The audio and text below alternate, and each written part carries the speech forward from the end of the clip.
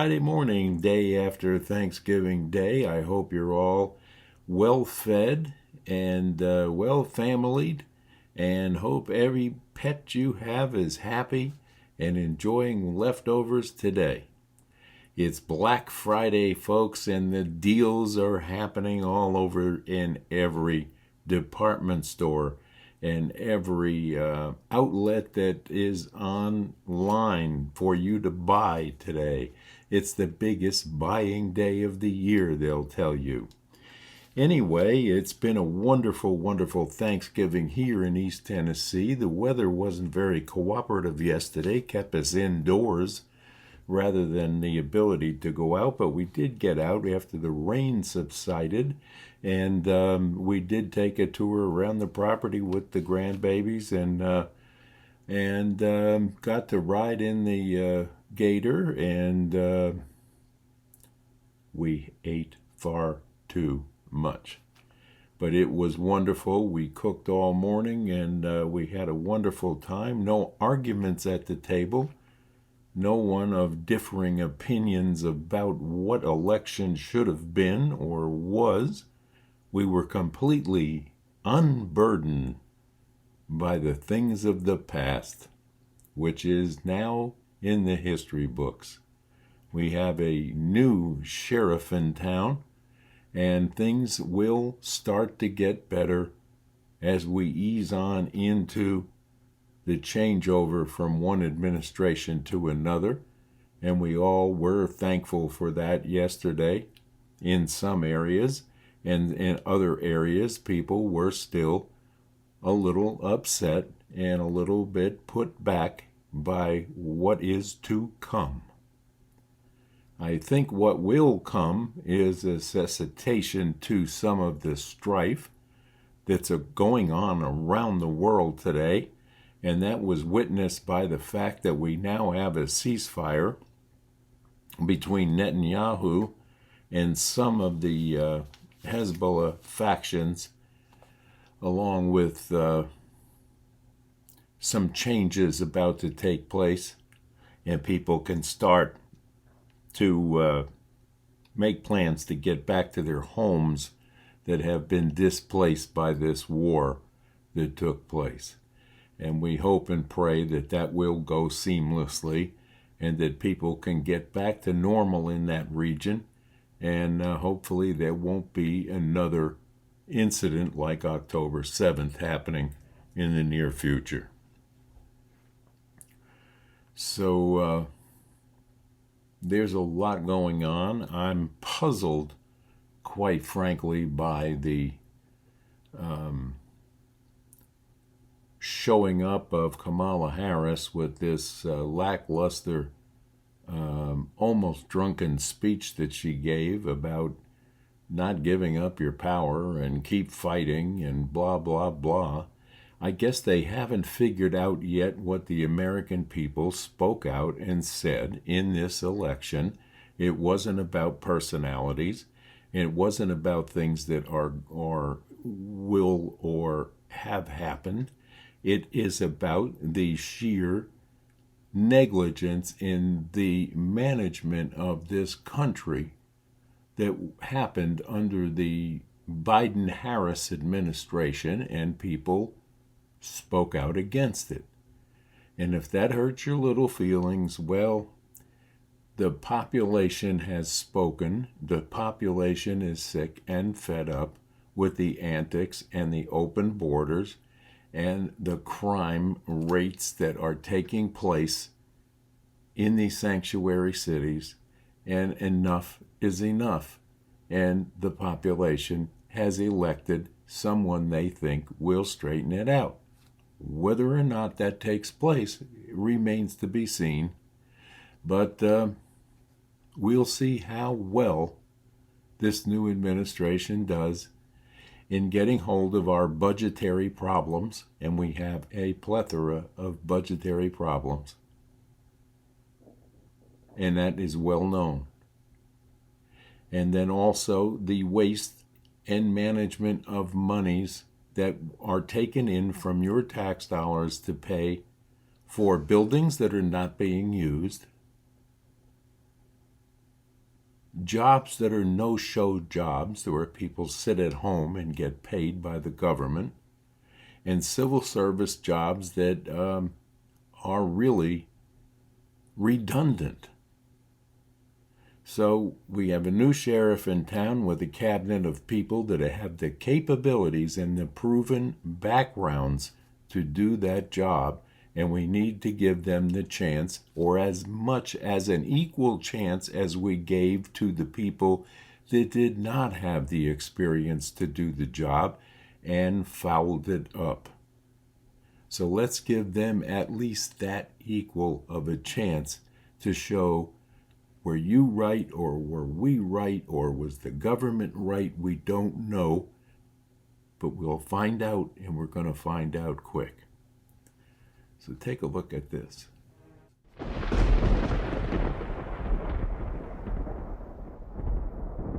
Good morning, Hoda. Good morning to you, honey. A lot of people bleary-eyed. They were up late watching the return. Some people were up late working the returns, but the results are really clear and decisive, yes, right? The results are in. Donald Trump set to make a historic return to the White House. The former president, now the president-elect.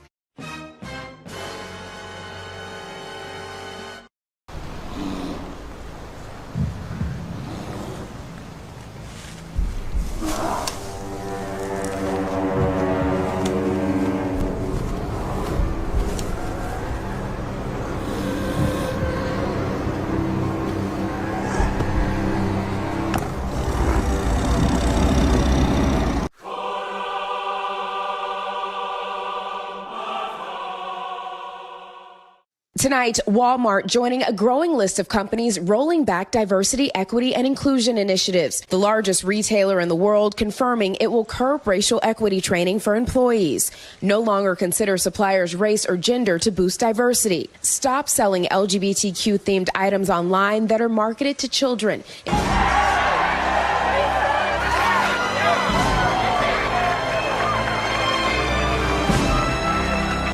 Welcome in. I'm Juliette Goodrich. We begin with this. After months of bloodshed between Israel and Hezbollah, the fighting has now come to a standstill.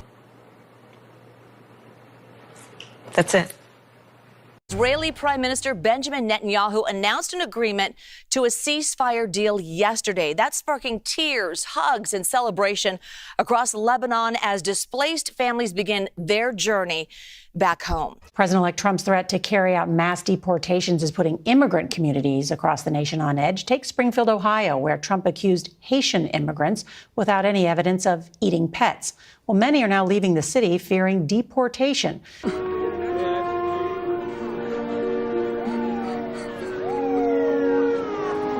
President-elect Trump says he had a productive conversation with Mexico's president about matters at the southern border. Trump says he spoke with the Mexican president and she agreed to stop migration through Mexico. And she confirmed that she spoke with Trump, calling it an excellent conversation. It comes after Trump threatened to impose sweeping new tariffs on Canada and Mexico as part of his effort to crack down on illegal immigration and drugs coming into the country. Several major developments in the border and migrant crisis after the election. Mexican officials say a migrant caravan of thousands that was headed to the border is starting to break up and turn back. In fact, Newsweek reports many of the roughly 3,000 migrants abandoned the caravan and turned back fearing deportation after getting word Trump had won. Stop, what do you come on? It's just good business. Abandon ship!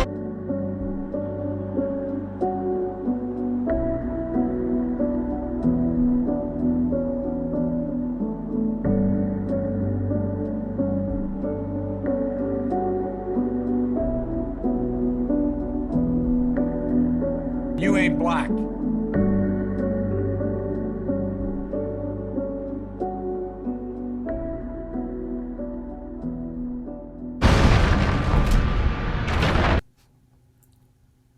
I thought I'd bring you a little humor today after the Thanksgiving meal and the break for Thanksgiving. I hope you all enjoyed that. I have another one here to come up shortly.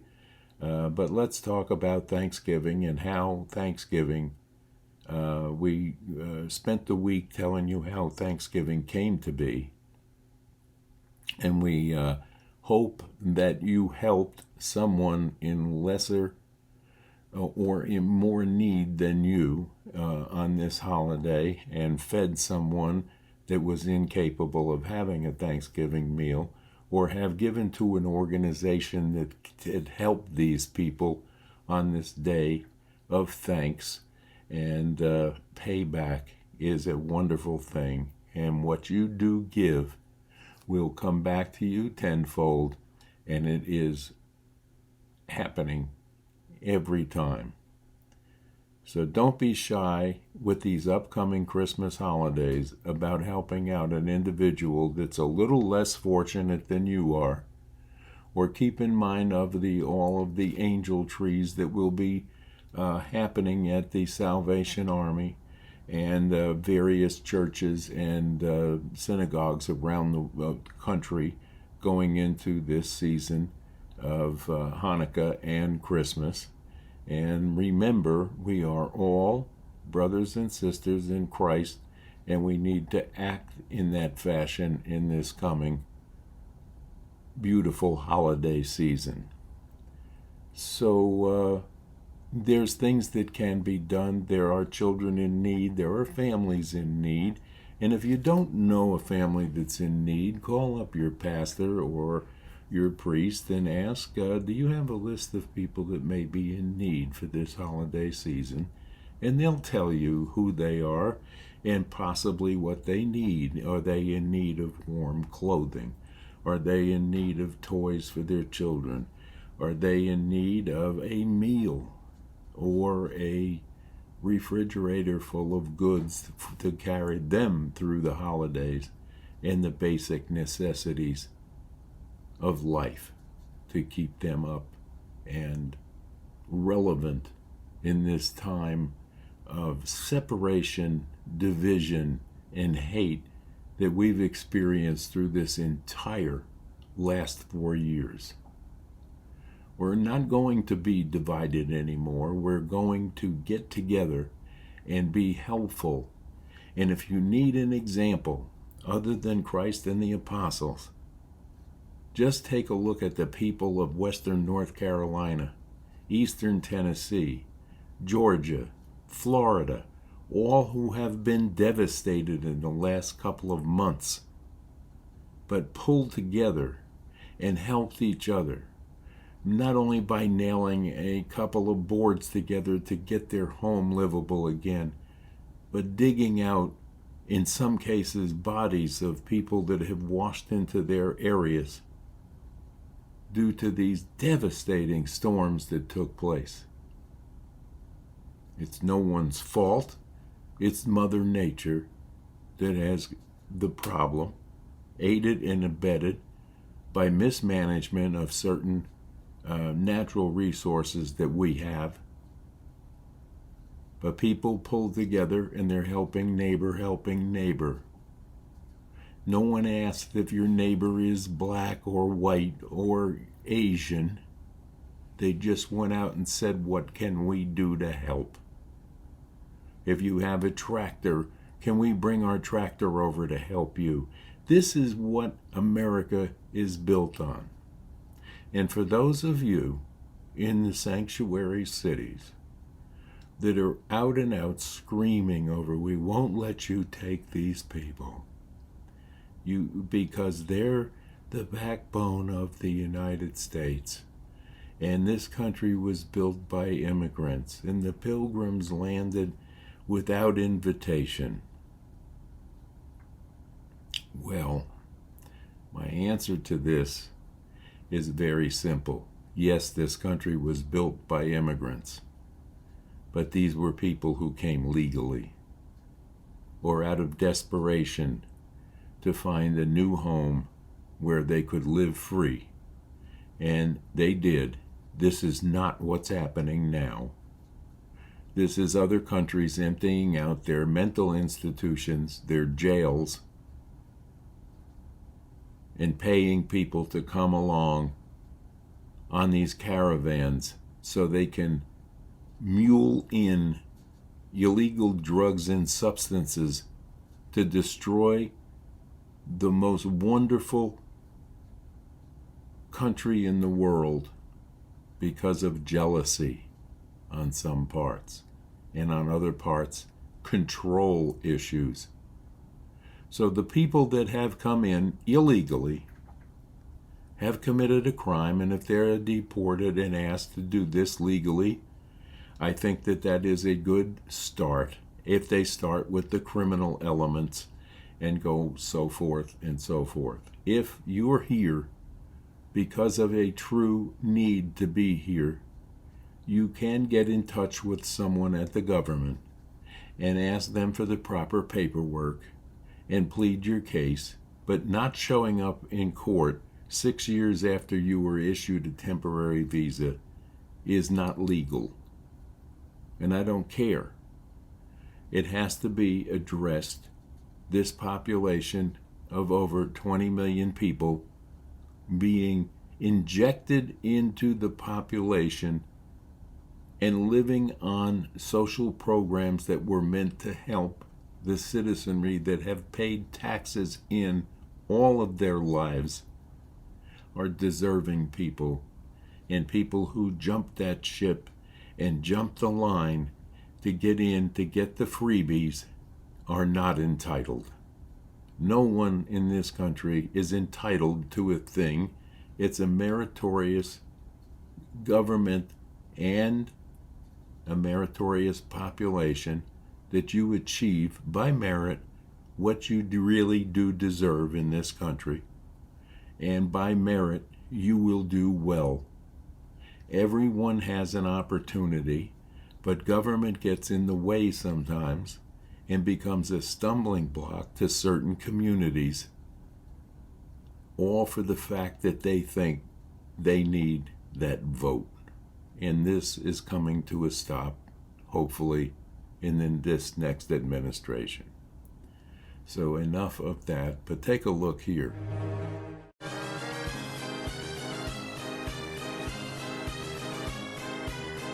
These are the people who say the undocumented, who they get to call illegal immigrants, like the Pilgrims had permission to come here, have to suffer the consequences of their actions, right? They made the choice to overstay their visas or come into our country illegally. So if they get deported, consequences. But you right-wingers shouldn't have to suffer the consequences of your votes? You don't want to be around me because I voted for fascism. No fair. I'm coughing on you with COVID, but you want me to wear a mask for your safety? No fair. My body, my choice. Well, here's an alternative thought. Make your own dinner, MAGA. Make your own sandwiches. Wipe your own tears. Troll amongst yourselves with Elon and leave us alone. Stay away from me. Why? I just want to go back to my room. Why? Stay away from me. Please. Don't hurt me. I'm not gonna hurt you. Stay away from me.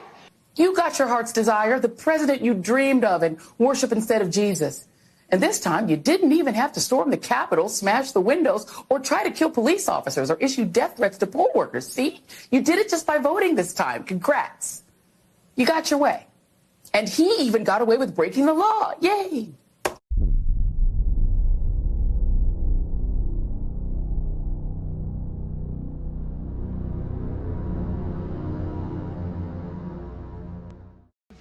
I can see why. But if you expect the 73 million who voted for the prosecutor, not the felon, and particularly the 92% of black women who voted for Kamala to give you a cookie for your vote, a trophy, a hug, a high five, you might be asking too much. If we want to eat with you, we will. But if we just want some peace over the holidays and we don't want to put up with your trolling while we eat our tofurkey, get over it. Stop acting like we owe you. And for God's sakes, stop whining. It's embarrassing. Our Thanksgiving. Our choice.